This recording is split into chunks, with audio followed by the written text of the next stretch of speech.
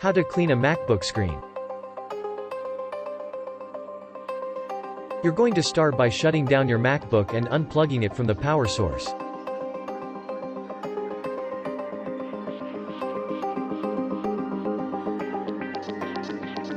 Next, spray some of the cleaning solution on the display.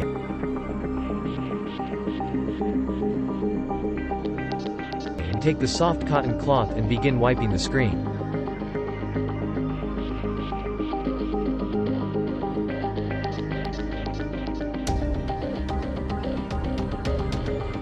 Make sure to use a clean cloth and gently wipe the solution away.